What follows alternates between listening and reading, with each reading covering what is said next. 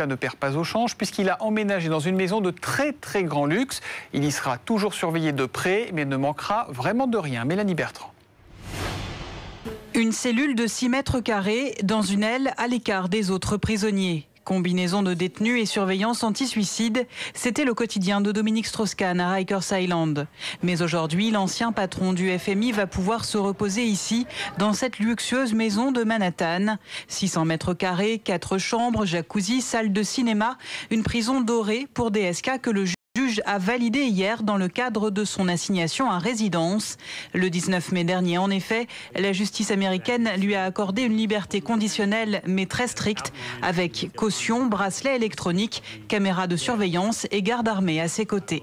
En l'occurrence, M. Strauss-Kahn est un homme avec des ressources très importantes. Il a demandé la libération sous caution au juge. Le juge lui a accordé sa demande de libération sous caution.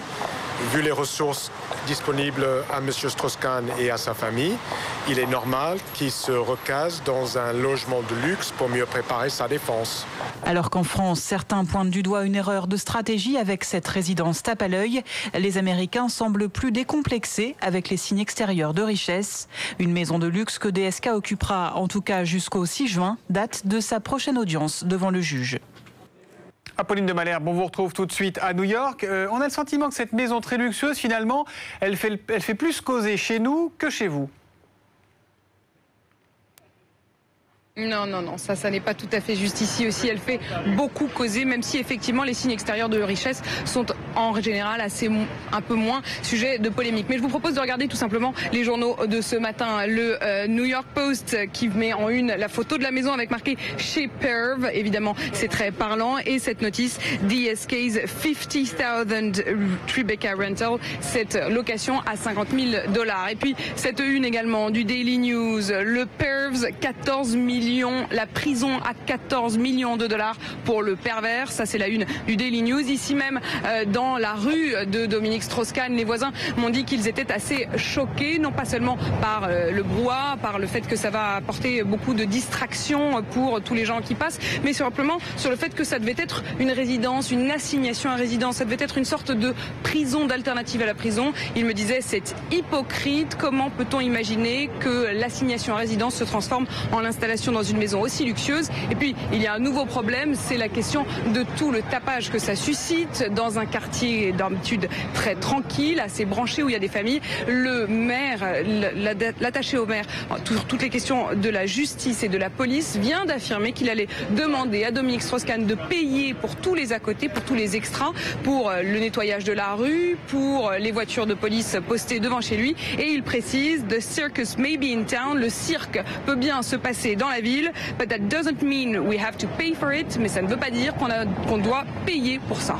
DSK qui paye aussi chèrement ses avocats, des avocats qui sont au travail et qui affirment ce soir que la défense a de quoi ébranler le dossier de la plaignante et d'attaquer également sa crédibilité. Est-ce que vous en savez un peu plus ? Oui, effectivement. Alors les mots de l'avocat, ce sont exactement ceux-là.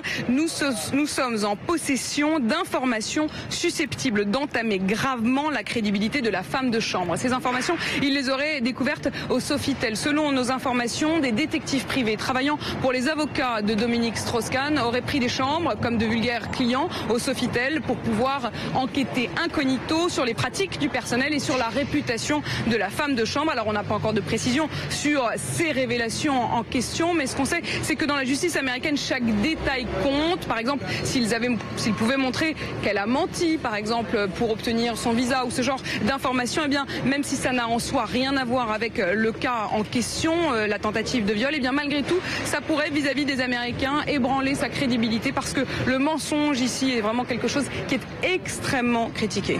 Apolline de Malherbe à New York avec Philippe Vigneault. François Hollande, candidat à la primaire socialiste pour la présidentielle, est en meeting ce soir à Périgueux et on lui a demandé ce qu'il pensait des nouvelles conditions de logement de DSK. Réponse, vous allez l'entendre, un peu embarrassée. Chacun, avec les moyens dont il dispose, peut organiser sa défense et pour Dominique Strauss-Kahn c'est très important, mais je ne vais pas faire de commentaires sur des questions qui sont certes publiques publiques, mais qui sont de l'ordre de la vie privée. Je n'ai pas à avoir d'observation particulière. Dominique Strauss-Kahn est dans la situation que l'on connaît, et moi, je suis dans la campagne pour les primaires et demain pour l'élection présidentielle. Donc je fais en sorte... Non, mais je n'oublie personne. Je n'oublie personne. C'est quand même énorme pour un socialiste, non ? Je n'oublie personne. Georges Tron était à l'Assemblée nationale.